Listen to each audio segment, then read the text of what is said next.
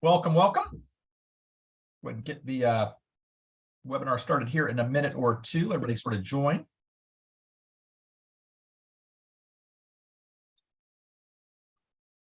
On these, I always ask too, if you don't mind, if you've attended before, if you could, don't mind if you can hear me okay, usually important, and see the screen. If you can maybe raise your hand just to give me some comfort there. Always the most, oh, there we go. Excellent. Always the most anxiety-inducing question of the day on webinars. Just a minute or two.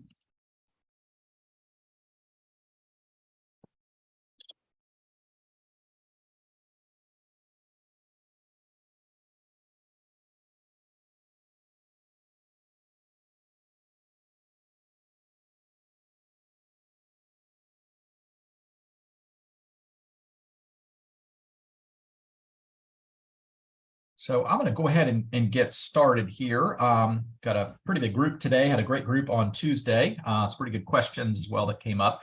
I am doing this solo today, so may not be able to get to all of your questions, but as many of you who have attended these in the past, I do not send slides out, but next week we'll be able to send the full video link. Again, that's all free. We have about roughly 30 of these now on our Charitable Solutions website under resources and webinars.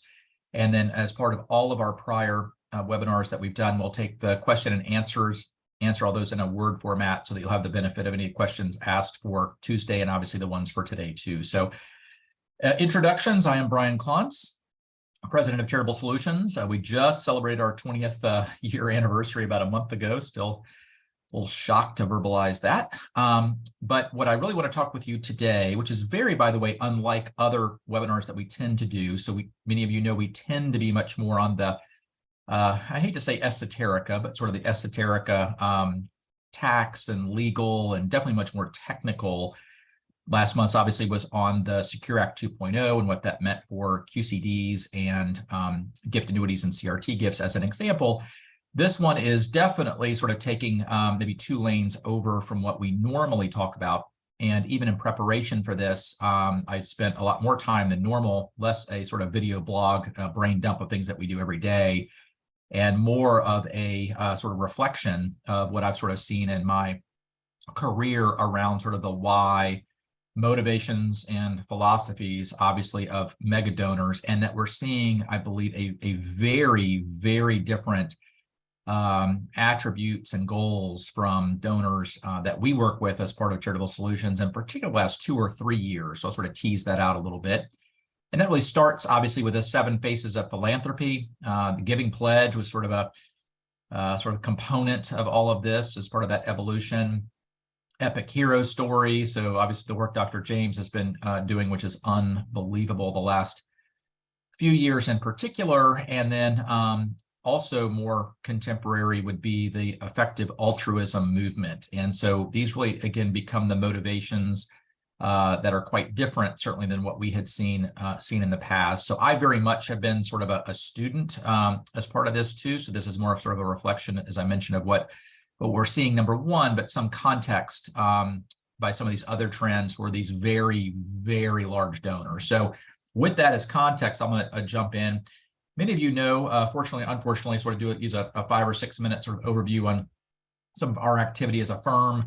Still get people that we worked with for 20 years go, I had no idea you did that. So trying to be more intentional about getting some of our other services out so people will know us for one thing, but not some of the others. So quickly, our mission since day one, January 15th, 2003, is to help make charitable gifts happen that otherwise wouldn't. And we do that primarily through structure, aggregation, and risk management. And so to the extent that we can help capture a gift that wouldn't have made, that gets my juices going. And we have a 28-person team that gets their juices going as well. And so we do this in primarily sort of 6 buckets. One over here, probably less relevant for this group, but I created a charity 10 years ago called the Emergency Assistance Foundation. We have about 375 funds now. Those are individual corporations, primarily multinationals.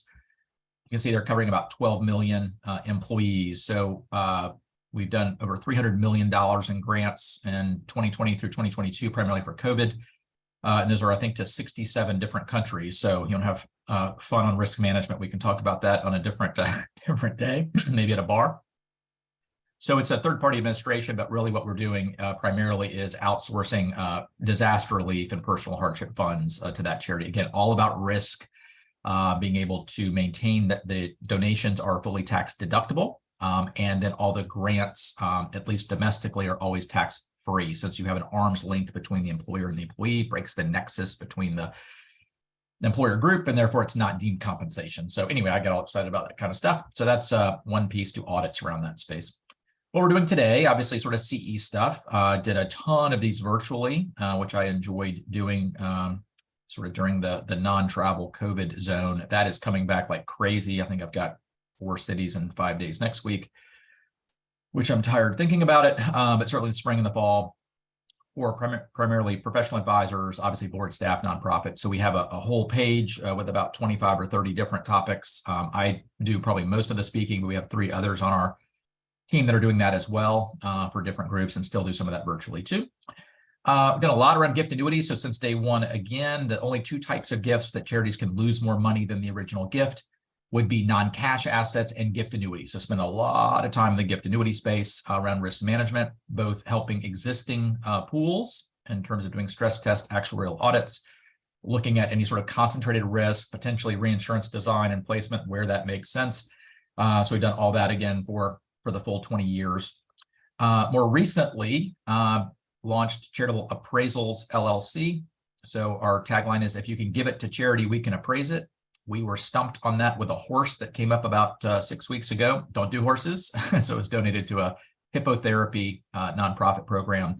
But you can see there any kind of business interest, cryptocurrency, which I do those appraisals, life insurance I do, restricted stock and so forth. So any other asset that is donated to charity, either through an estate, through a split interest gift, or through outright gifts, we have a qualified appraisal team of 5 people that are just doing those. And then to the extent that the charity sort of either wants to get out of the gift annuity business, never got in the gift annuity business, is not registered in a particular state, or has a very large gift annuity relative to their pool, or it may be an asset that they're not otherwise comfortable taking in for a gift annuity. I created the National Gift Annuity Foundation. It's about 15 years old now. We're now the largest gift annuity independent platform in the country. We have 100% of the residuum is passed back to the charity that the donor or charities that the donor was trying to give it to in the first place. So it's a full outsource sort of provider. We do everything. So we're obviously the assets, contract, liabilities, and we're in all 50 states. So we have about 680 contracts now, and growing very, very quickly in the last 2 or 3 years as well. And finally, what we do probably half of our time and probably 2/3 of our team is around non-cash asset management. So we can do some direct consulting just on an hourly fee basis on any illiquid or complex asset that comes up. But by far, the majority of what we do is through the Decamai Foundation and Decamai Asset Trust. And so many of you know, to the extent that the charity is not comfortable taking in an illiquid asset, they can instead refer it to us, totally independent charity, risk aggregation, chain of title, et cetera. We are then able to take that in. Donors obviously getting all their deductions. We do what we call the sausage making, so all the stuff necessary to get it liquid. And then once liquid, we complete all the compliance, audit, accounting, and then make a grant out of all the net proceeds. So like the National Gift Annuity Foundation, we never manage anything liquid. So we are really, again, sort of the back office, if you will, independent charity for cases that come up that charities are not comfortable, able, willing to have the time to take in a gift and otherwise would say no. So that gets right back to the, we help make charitable gifts happen that otherwise wouldn't. Very quickly, brand new numbers, got this last week for 2022 for Decamai. 100% of these gifts were declined. So we're only getting referrals from those charities that were not able to take in that particular gift. Does not include CGA or CRT activity. So we completed 154 donations in 2022, just over 560 million in assets. Again, that's for 2022. You may recall, if you've attended these before, last year, the 2021 was unbelievable outlier, like in an insane way. We did just under 1.2 billion. So about half last year and about 250 donations. The weird thing is 2021 was 1.2 billion. The prior year was our best year ever at 400 million. So giving went down for us half of what it was for 2021. And that's still 40% more than our second best year ever. That's weird to say. So 154 donations, deconstructing that, roughly a third real estate, 48 for 45 million. So obviously about $1 million each. Business interests, 91 for 500 million, roughly 5 million each. Cryptocurrency, a little bit over $1 million each. Cash, these are only cash coming in to fund either direct illiquid investments or for capital calls or things like that relative to hedge funds or other types of things, PE interests. And then sort of other weird things that we take in, about $1 million each. So if you sort of take this out, it's about $3.5 million per donation. That's about $1 million lower than the prior 2 years, but the point is about $3.5 to $4.5 million. This is the mega donor. So in the last 24 months, we've had 400 of these transactions that have averaged at least $4 million each. So that's really what prompted this sort of session about what are we seeing, what can be helpful. So with that, that's it, a little promo. Hope that's helpful, but here's the agenda. So we're talking about what is a mega donor, the how, what, when, why, where of mega gifts. So what are the questions that either nonprofits, many on the call today, or professional advisors can ask their clients. And then to do a brief summary, but I think is very valid and very applicable in terms of the 7 phases of philanthropy, giving pledge, hero story, and effective altruism, and then a brief commentary on sort of some of the generational behavioral giving differences that we see and gender differences as well. There's nothing in here that you can sue us for, but we're always keeping this disclaimer. These are all free. Don't sue us. A particular on this one, because again, this was more me doing some research to be able to prepare this based on some of the things that we're seeing versus things that we are deeply into from a technical basis every day. So what's a mega donor? Dun, dun, dun. So I was getting excited about sharks. So I thought this would be a good graphical representation or visualization of what a mega donor is. So you can see here, mega donors. That's the megalodon. People hate sharks, as you know. That's a big shark. So I did this, obviously, just out of my head. The average human, you can see there, 5 feet. I kind of view that from a giving metaphor, a direct mail special event. Then, crazy to think about, a baby megalodon at birth is 7 feet. Kind of crazy. So that would be more the annual fund. Then you got the hammerhead shark, maybe that's capital fund. Then you got the great white shark, those are big. Major gifts, planned gifts, and then you've got the megas. So as I mentioned, which I'll reiterate, the last 2 years, average been about $4.1, $4.2 million each.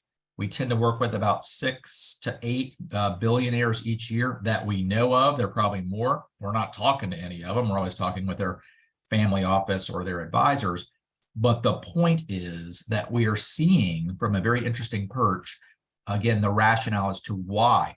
The what, which is what we always deal with, what assets, how does it design, the timing in terms of life income, et cetera. We deal with that every day. But the why is becoming much more pronounced. And again, in my view, very much some trends are shifting or changing or accelerating in that space. So what are the core questions of these mega gifts or mega donors? So I want to sort of give homage to Robert Sharp Jr. Many of you probably have learned from him directly or indirectly. Passed away, I want to say maybe about 1.5 years, 2 years ago. But I remember one talk that he gave, and he talked about sort of just gift planning generally. And he said it really just gets back to where does the donor want to give? And we're talking about where is that directly to a charity outright, just an outright gift, directly to the charity as an endowment. Both of those first two then could be a direct outright restricted gift, or it could be an outright unrestricted gift. Same thing for endowment.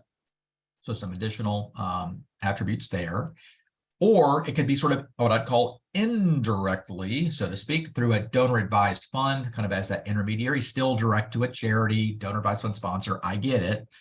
But again, it's more to a vehicle versus the charity itself. Private foundation could be supporting organization as an example. So first, donors have to say kind of where do I want to give? Then I'm determining sort of what do I want to give, which gets back to, again, all these different asset types as an example. And then how and when to give. So how is that structured? And when? Is that outright during life? Is that an estate gift? Is that a gift annuity? And so forth. So that gets more into the vehicles and tools that really relate to the when. An estate gift obviously has a different when than a current gift. So then all of those sort of change. But really what drives all of these, this really should be the first question, right? Why do you want to give? What are the motivations? What are the drivers to sort of go through this overall process? And I want to be I'm going to say this probably at least 2 more times because I want to be very clear. When we think about, and I go through sort of the 7 phases and go through the giving pledge, none of these are mutually exclusive. Even in the 7 phases, it's not like one person is just sort of one characteristics and that's it. We all have sort of multi-facets to rationale as to why we give.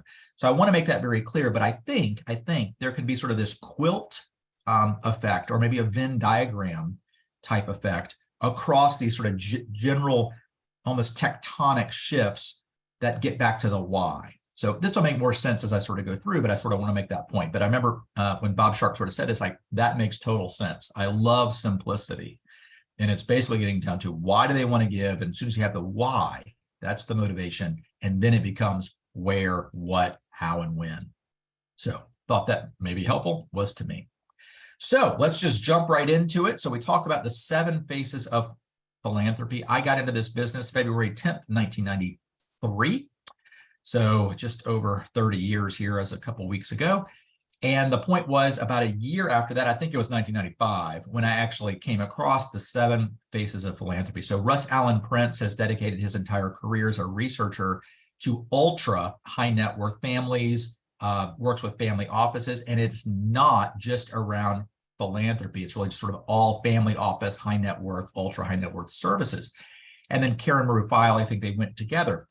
Incredibly interesting book, very short, not a lot of copy, not a ton of what I would call academic, journal research, not a lot of statistics, but a lot of qualitative study on all those high net worth families, and again, ultra high net worth families that he was working with, to be able to determine sort of how do they sort of break out in his mind around these sort of 7 different key drivers and what those attributes are. And so I'll never forget reading it again, I think early 1995, going, now this opens up a whole new world. I came at it and still much more on the technician side, but when I read that book, I'm like, this starts to make a lot of sense. The language can change, the vehicles and the technical side can certainly change relative to the type of donor, sort of this archetypal process of how he sort of defines them or categorizes these donors. So I'll just sort of jump right in. You can read it as best as I can read it. First, communitarians. Big point here is most common wealthy donor personality in 1994. I would submit, crazy anecdotally, I think this is still the same. So this group, as you said, they are typically local business owners or real estate investors. And so when I work, we have a ton of community foundation clients, a couple hundred. And whenever I work with community foundation clients, I will always say that always, said always twice there, always the most charitable inclined donors for those community foundations, always small business wealth, private business wealth, and real estate wealth. Always, because that is the communitarian. They built their business locally. They want typically doing business succession planning, want their community to thrive, raise their family there, deeply, deeply rooted in that particular community. Now, community could be state, community could be region, but more often than not, it's sort of within obviously more of a finite locale. And again, they tend to give to local causes to make their community better. If their community thrives, their family thrives, the business thrives. These are the people who are annoying, that's a joke, and sarcastic, annoyingly in Rotary, and they're in Chamber of Commerce, and they know everything that's going on. They're super active, and thank God for them. That's a communitarian. Why is this highlighted? Because at least from the Decami Foundation, through charitable solutions, that non-cash assets that we work on, this by far would be a group that we work with all the time. So this would be a key group that we see through our work. Devout, you know what that is, very much different, certainly interpretations here, so I want to be very sensitive, but generally people are saying, look, my wealth is a blessing and it's not mine. So me even saying my wealth, that is not typically said. It is the kingdom's wealth. I am a steward of that. How can I morally bless others with my blessings? very different types of motivation. Let me highlight it. Can the person be devout and a communitarian? Yes. So these, again, are not mutually exclusive. They're not, one category or another. And in fact, I would suggest probably 95% of these type of donors will be a blend of all these, but it's what sort of the primary or key drivers would otherwise be. So for communitarians, where do they tend to give? Community foundations, local boys and girls clubs, those things that are local, tangible. In many cases, they have volunteer activity. Devout, obviously, churches, synagogues, places of worship. But for, a number of our friends are in faith-based foundations, statewide, National Christian Foundation nationally, all these other denominational foundations, Presbyterian, Church of the USA Foundation, as an example. Those would be obviously more generated by more of the spiritual role of giving, moral obligation, responsibility to give back to others, to share those blessings. This is not highlighted for us. Do we work with donors who are driven by that? Absolutely. It is a very small minority because there are other places that they tend to go and that are better fits for them, all things being equal. So it's not that they're not there. It's just from our perspective, we work with a lot of community foundations, a lot of national donor advised funds. That doesn't tend to be as much on the sort of the devout side, all things being equal. Investors, this is good business. This is kind of a transaction. I want to give anyway, and if you're telling me that I can redirect federal tax dollars and state tax dollars to charities that I want to benefit, I am all in. I'm an investor. Efficiency, transaction. I get a life income, take taxes from here, put it there. I like that. Could they be devout in that? Yes.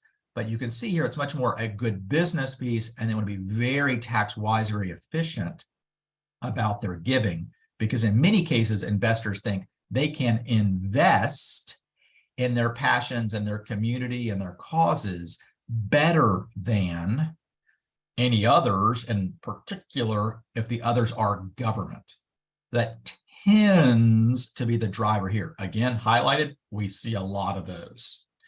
So you can sort of see here, when I was reading this, I was 24, I was reading this going down, this is all very interesting. You could just see how all the language changes, everything changed based on who the particular type of donor otherwise would be categorized as. Socialites. So the work with community foundations and very sort of retiree, high net worth areas. We'll just sort of pick on Palm Beach. And so Palm Beach has the season.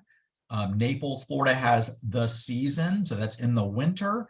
And they said, if you want to go, this is a fact, if you want to go to a black tie charitable event, you could do that every single night of the year, of the season, not the season. So everything is really based on how we can be seen, how we can network, and how I can leverage my network to give to my causes, and I will allow my network too that I want to give to them. So if you think about sort of the social network of Facebook or other types of things, it's really the same sort of personal or social network that socialites have. They accomplish this, again, through social functions, obviously, and they look to multiply their giving. It's sort of strategic by, again, leveraging their relationships with friends and family, both ways. So if they have a friend that's very deeply involved in another cause and they're doing an event for that, then they want to be supportive of that friend as well. So it's very much a way to sort of be seen, to be active in some way, but to also sort of be able to accomplish that within their networks. We deal with almost zero of these from a charitable solutions perspective, but many charities sort of live, and many regions live on sort of special events, the socialite type donor. Next would be altruists. So again, this is the fourth of 7 phases. So altruists, and you can see there, that's what most people think, oh, that's what sort of very wealthy donors, I'm sure that's what they think. And that is there's sort of a moral imperative that they have an excess, others don't. There's some inequality there, and therefore they should be able to make donations because you can see they're doing the right thing. And so they should be doing this just because they have some level of excess. But it is very interesting that many of the altruists, according to this sort of research, tend to be very modest. So it's The F-150, many of you know, is the #1 car driven by millionaires. So #1 truck, I guess, driven by millionaires. So tend to be very modest in terms of what they do, and that they give anonymously very, very often, very low key. So juxtapose that to the socialite, very different animals. So in terms of how they operate, how sort of the care and feeding from a donor or client perspective. So we deal with a lot of these too. So of the 7 faces, sort of those 3, communitarians, investors, and altruists are what we see the most of. But again, if you were at a faith-based statewide foundation or national foundation, you're going to see this much more, as an example, and definitely some of the others, again, to be sure. Repayer. So repayer, to me, we almost see none of, very, very little. But if you're at a college or university or you're a hospital, you're thinking that's all we deal with. So the repayer is that somehow they benefited directly or through family from that nonprofit or from their mission or work. And in doing so, they want to be able to repay that benefit otherwise that they were received, kind of passing it forward, if you will. And so you can see here, very typical medical, healthcare, education. I got my degree from this university, the relationship that I had with the professor and the research that we did together, launched my career. He made a couple phone calls, but for that university, that school, that professor, that education, I would not be in a successful position today to have excess that now I can give back in some way. So that's very much scholarship funds. You see people deeply, if they've received a scholarship fund and at some point in the future, if they have enough excess capital that they want to give back, that is a visceral sort of donor saying, I want to give back, to give maybe one person help me, I want to help 10 more people with similar scholarship type funds, if that makes sense. Gratitude. They give because of gratitude. And then dynasts, you don't do a lot with these. These traditionally have been in the private foundation domain. So more technically, the non-operating private foundation, the typical family foundation, usually multi-generational, sometimes in the 2nd or 3rd generation. This to me is very interesting. I did a lot of research back in the early 2000s around family philanthropy.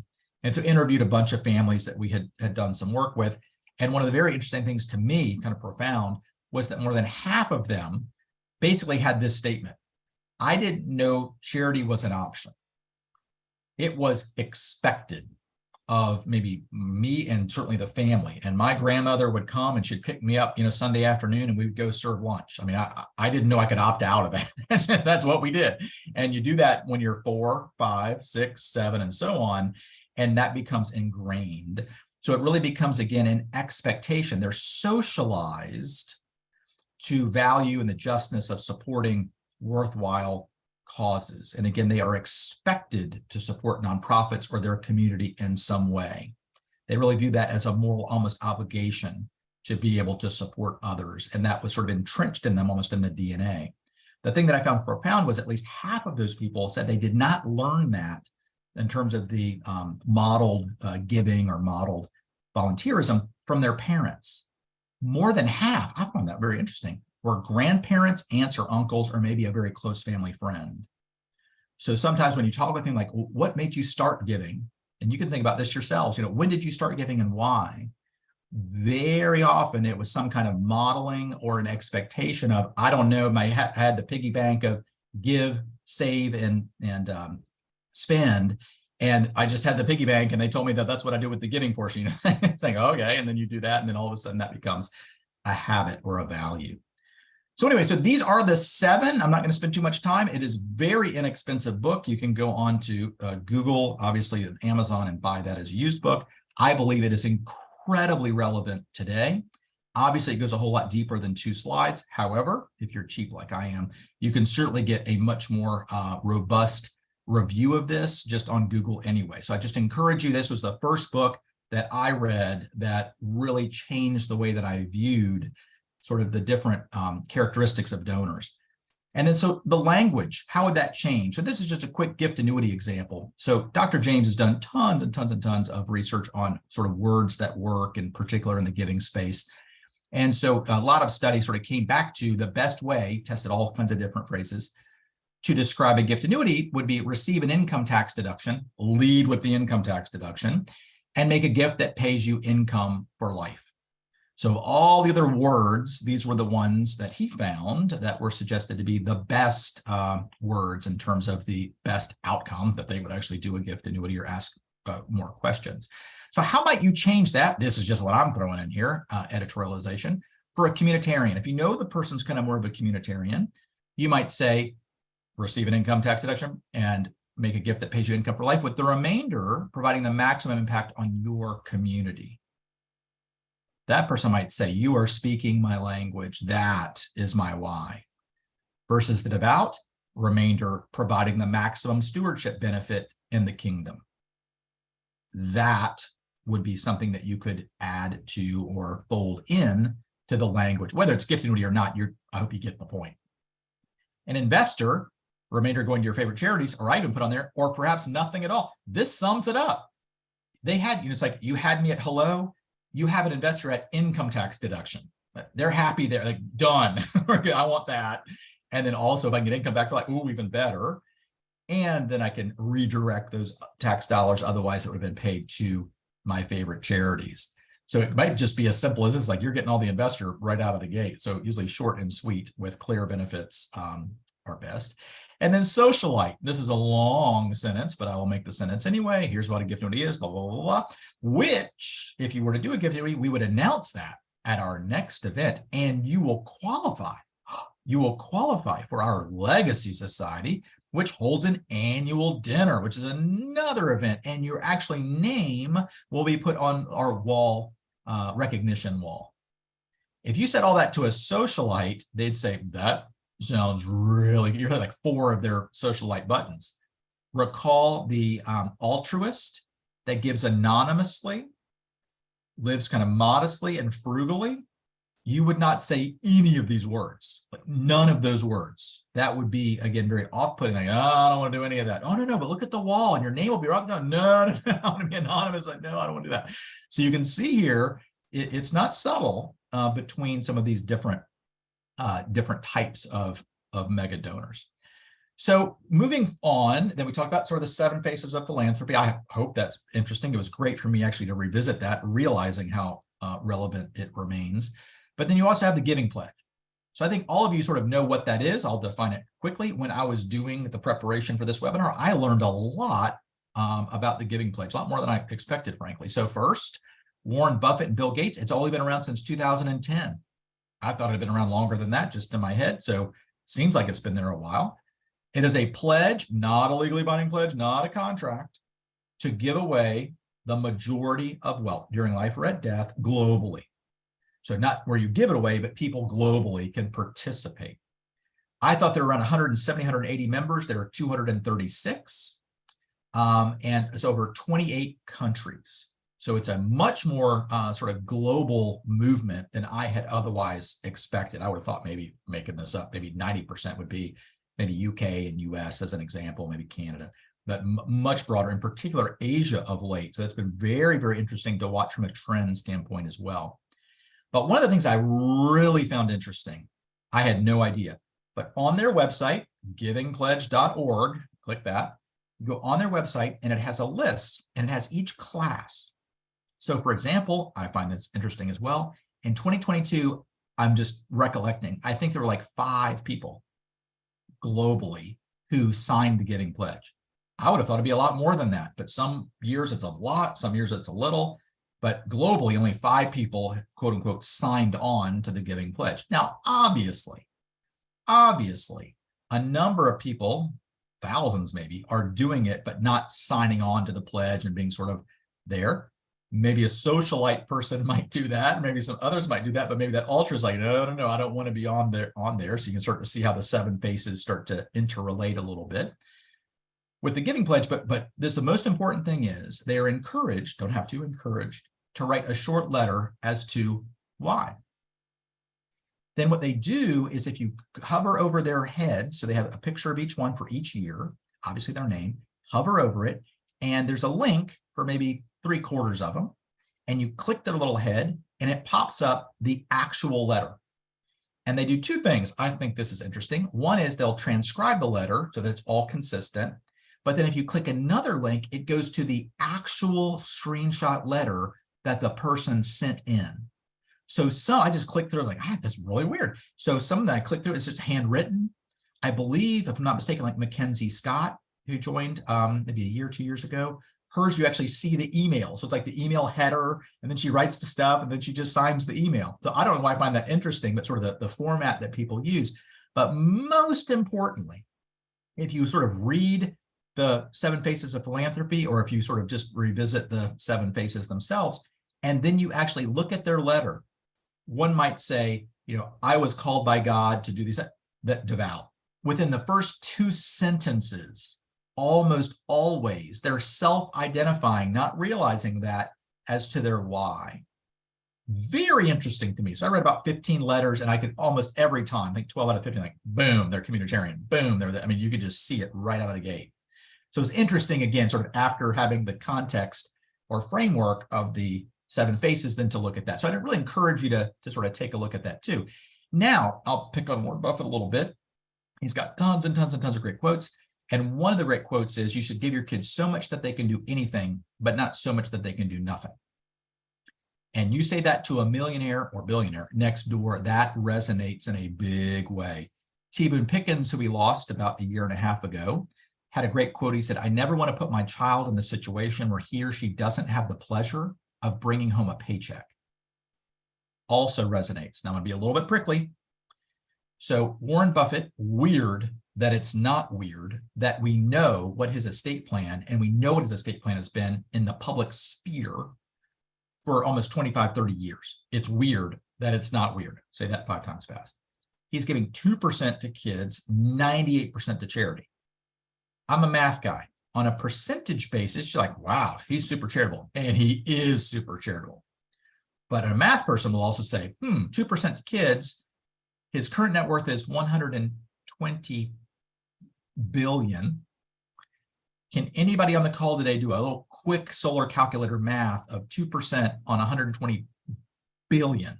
And the answer is a lot. The answer is it's 2.4 billion. So the Klontz household, I could make do on a $2.4 billion inheritance, and I may be able to do nothing. So back to his quote of, give your kids so much they can do anything, not so much they can do nothing. I'm teasing there a little bit, but you get the point. And so it's also, I think, interesting that most every culture has a very similar saying. So Paul Lee is a national speaker, and he had this really interesting thing about sort of generational wealth. And so we know in the US, we say shirt sleeves to shirt sleeves in 3 generations. What was really interesting is that he looked at it from all the other cultures, and every culture has exactly the same saying that's culture specific. So in China, they say rice paddies to rice paddies in 3 generations. In Holland, it is cobbler to cobbler in 3 generations. So it's very, to me, very interesting about the sort of these cultural ideas, and more families are trying to transfer their values. You've heard this phrase too that others have used, not just their valuables. And so that is really where this sort of giving pledge is. We have excess, like a lot. These are all billionaires. How do we want to give back? But the why is captured in those letters. So to me, I find that very interesting, a lot more than I thought I was going to learn on the givingpledge.org website. So next one is this epic hero story. So if you don't do anything today, don't learn anything else, and you better already know this, but Dr. Russell James is just churning out just crazy practical research constantly. So not that he hadn't done that much recently, he's did a 5-book series, came out a year ago. It's on Amazon. Buy this series on Amazon.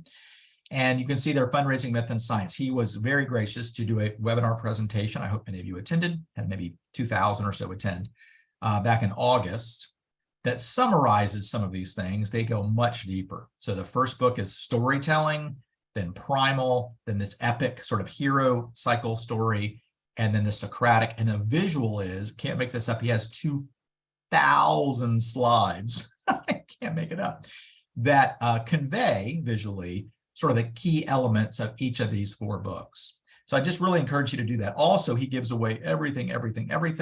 So you can go, as you can see here, on his YouTube videos. He has a whole channel, LinkedIn articles. I got one yesterday. And so I'd really encourage you to sort of follow him to get sort of the most recent research, but he just does such a good job summarizing very difficult or complex topics. And I love it that he's just a freak researcher, but the fact was he was a plan giving officer. He was a college president. So he always thinks about the practical side of some of that academic research. So I just really, really encourage you. And this is the webinar that he did for us. Again, all of our webinars are free.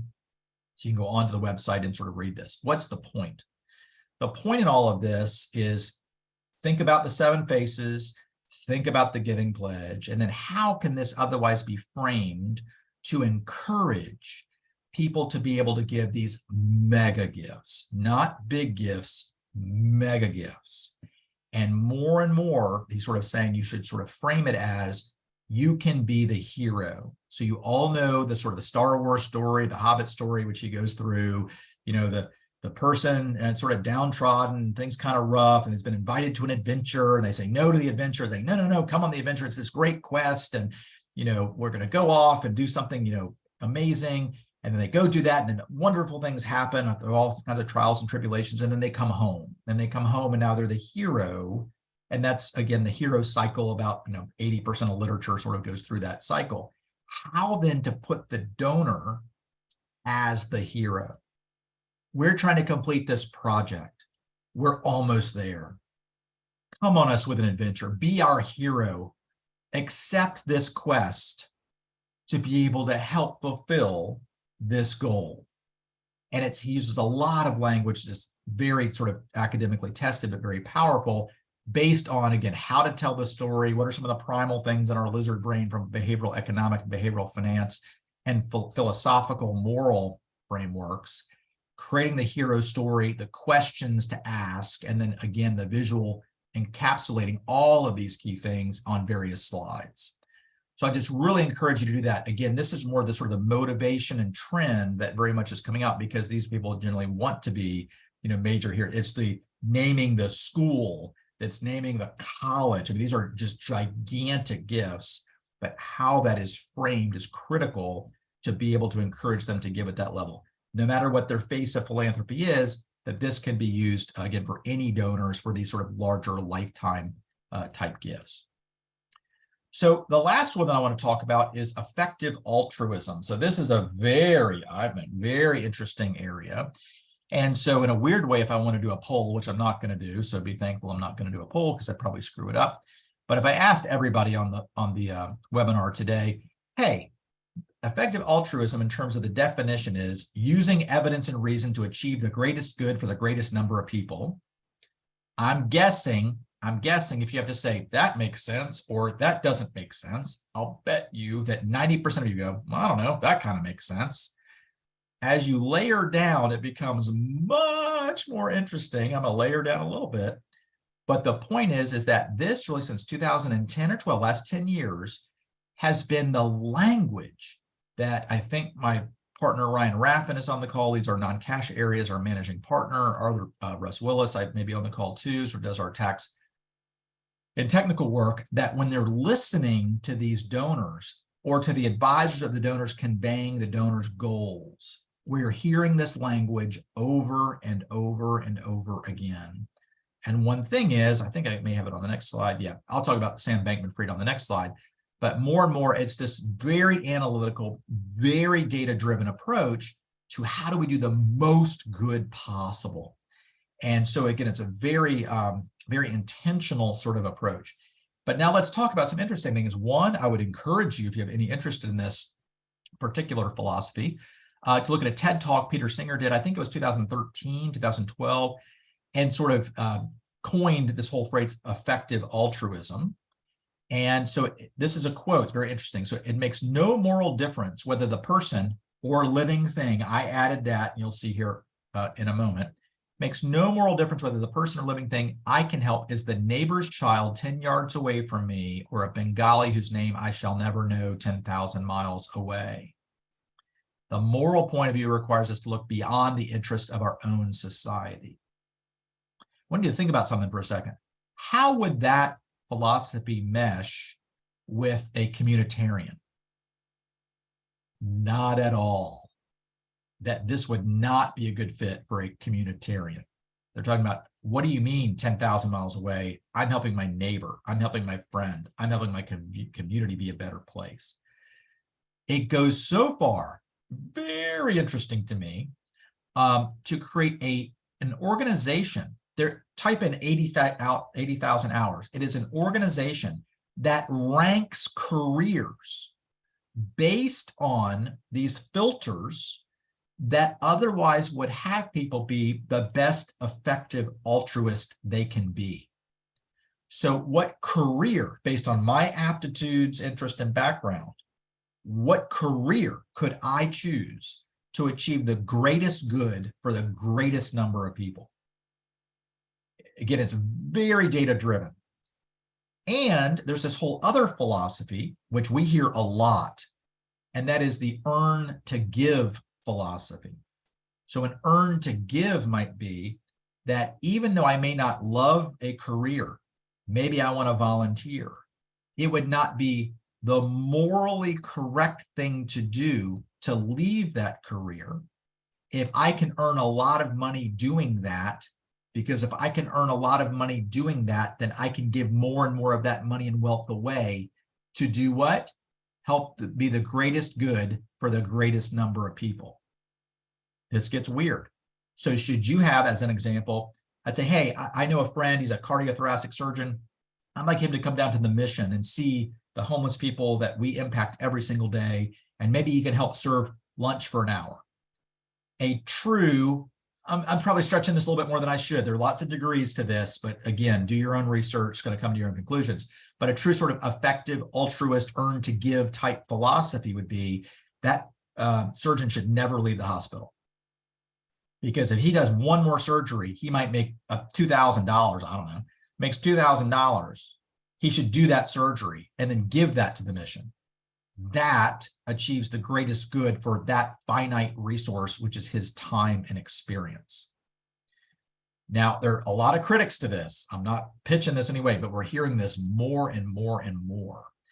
Again, should they volunteer? This sounds horrible. Almost never. Is that weird to say? Because again, if they could earn more money doing other types of things, and we see this so much in the private equity space and in the real estate space. We've made all of our wealth. We are more of the altruist side. We live kind of modestly. We're never going to spend all this, and we don't want to spend this. Let me say this. This is where it gets interesting too. Actually, I'll do that down here at the example.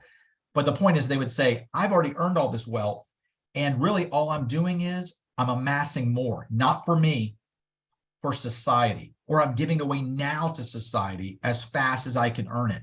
So they may not be saying effective altruism. They may not be saying, or having a bumper sticker saying, I earn to give. I believe in that philosophy, but they're doing it intuitively. Think about Warren Buffett. This is an interesting thing to think about. So Warren Buffett has pledged to give 98% of his wealth to charity. Why doesn't he just do it? Like now? Why is he waiting to do it through his estate? He has plenty of money. He could have left long ago. I have no idea why. He can do whatever he wants. But my guess is, if you asked him that, if you paid like $5 million to have lunch with him or something, this would be an interesting question to ask. My guess, I don't know, but my guess is he would say, I love doing this. This is my purpose in life. I'm a really good investor. And I think that I can outrun or outinvest most other charities' endowments. So if I give them that money now, and I could otherwise achieve a higher return based from my perch on what I do, then that's actually sort of not, moral is a strong word, but that would not be sort of the prudent thing to do. When I'm no longer here, I don't know who will be managing Berkshire at that time. I don't know, but then that's why I'm just going to give everything away at that. So I'm sort of amassing more than I ever need. He actually eats at McDonald's, I think, every day for breakfast, which how he's alive now, I have no idea. Anyway, so he's amassing all that wealth to then give it away later. Very interesting to think about that. So where do they give, or where should they give? Global health. what is the biggest funder in the entire globe of global health? I think it's the Gates Foundation. So I don't know if Bill Gates has come out and said, I'm an effective altruist. I have no idea. He signed the giving pledge. We know that. But what he's giving to is very interesting. And you've heard him get into a little bit of tiffs with other people saying, why are you spending so much money in this area when you could actually create vaccines and save millions of people in Africa? That would be an effective altruist type saying or theme. How do you achieve the greatest good for the greatest number of people? They then give to animal welfare, living thing. So some would view a cow or a chicken as a living organism, which it is, a living organism, but that the earth has nothing but living organisms. So we as humans are animals and a chicken is an animal. And there should not be, in some of their views, should not be any difference in terms of the value of each one of those lives. So then that would be much more around the animal welfare. So the greatest good to the greatest number of beings, may not be people. And then saving the earth and species. That would be the greatest good for the greatest number of people. I don't know if Elon Musk is an effective altruist. Maybe I didn't do all the research there. He may say that he is. He may not even know what it means. I have no idea. But what his actions are I've developed Tesla to be able to help save the earth from global warming and pollutants, et cetera, carbon. And then if that doesn't work fast enough, we need to get us to Mars so we can repopulate and recolonize that. I'm trying to save our species. I mean, that is just textbook effective altruism. So here's where it gets really weird from a moral standpoint. One, this is at the extreme, so I'll be a little careful here. Do I save a drowning child in an expensive suit that I know the suit would be ruined if I save the drowning child? All of you might say, that's the weirdest question I've ever heard in my life. I know. An effective altruist at the extreme would say you do not save the drowning child. Because if you can sell your expensive suit for $1,000, and maybe with that $1,000, you can feed 200 people and save their lives, it's better not to save the one child's life, because then you would be able to impact greatest good for the greatest number of people or beings. You'd be able to make that donation instead. Or do I buy a new suit or a car? This is another thing, another sort of angle of this, or tentacle, head to the Hydra, is many would say there's a moral obligation to think about every dollar that is expended. And if I buy a new car, the question would be do I need to have that car to earn money?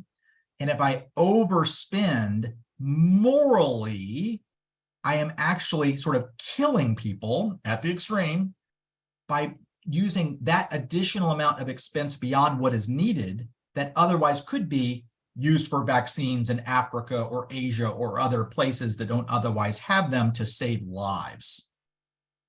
So it becomes a moral decision that if you're spending more than you need to on anything, that de facto is, again, this sounds really weird, killing other people or not letting them live, or animals, because you chose to allocate your resources in that way. This is all, again, interesting to think about.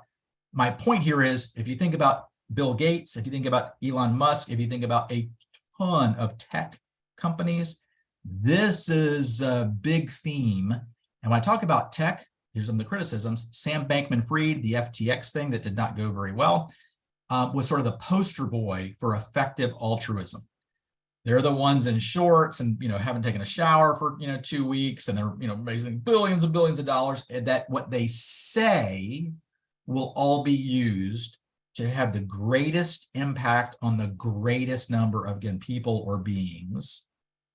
Many said at least what he did after unlayering some of that onion that's still being unlayered is that sort of he used sort of the movement for PR business reasons. I'm kind of coming off as a, no big deal. Meanwhile, other things may have nefariously been happening that don't fit the effective altruism sort of movement at all.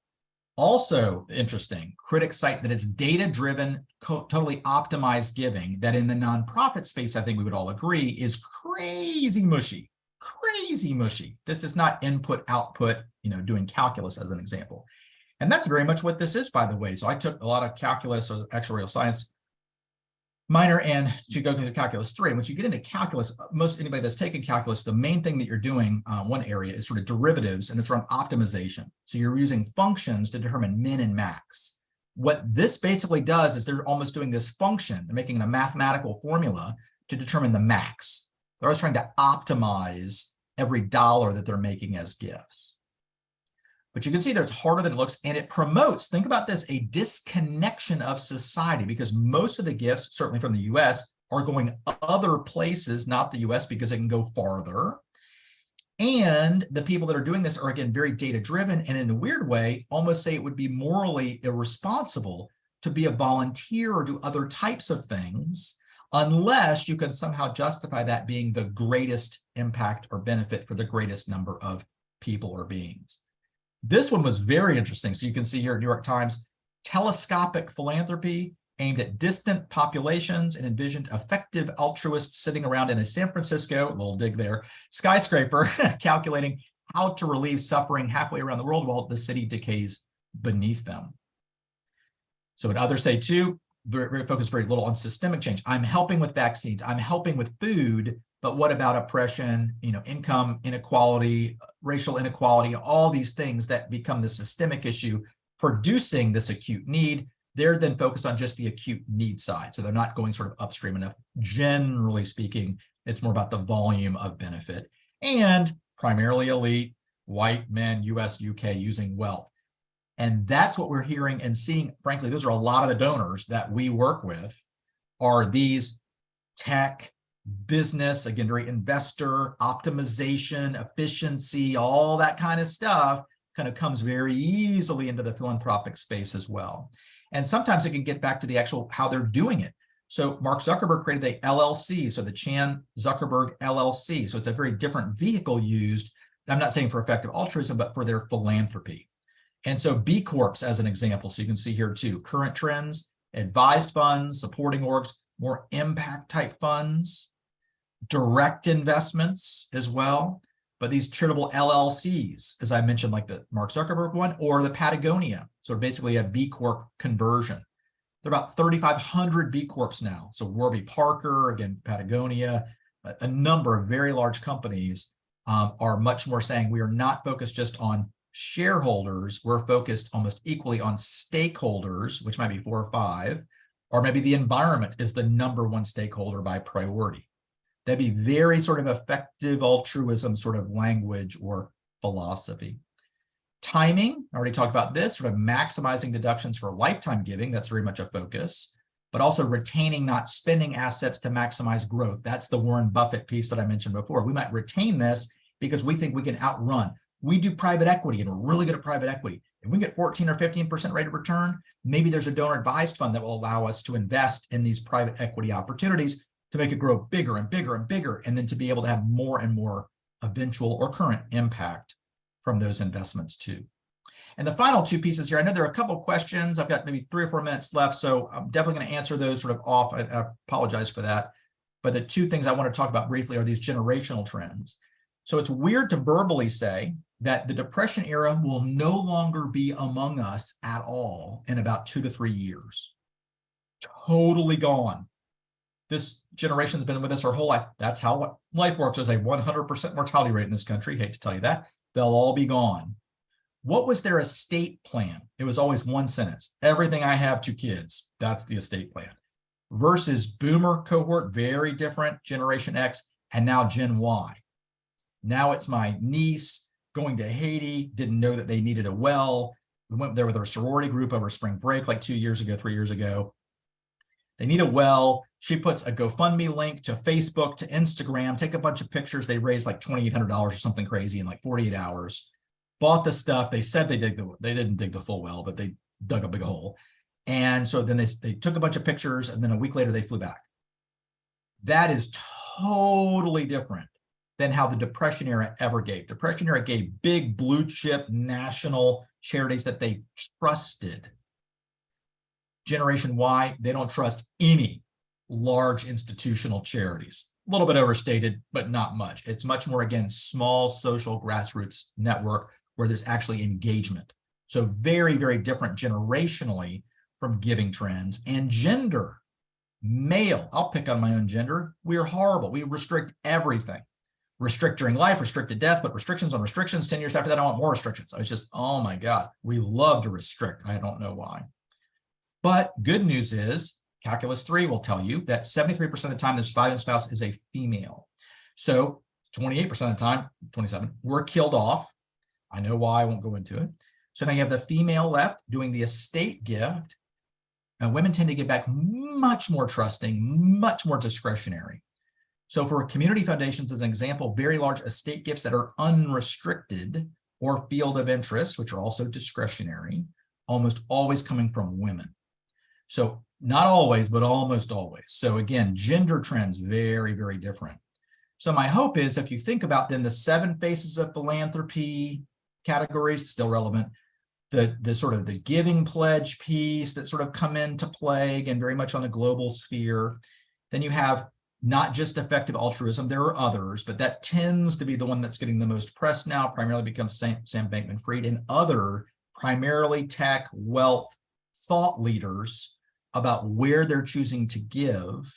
That whole thing is having another dynamic, and all this sort of mushed together around sort of the epic hero story, other motivations. These are all the why for the mega gifts. So I hope this has been helpful. Last piece I would include here. These are all of our webinars. Again, this one will be posted next week with the questions and answers. So just ask any question there you want. They will definitely be answered. So ask all those now.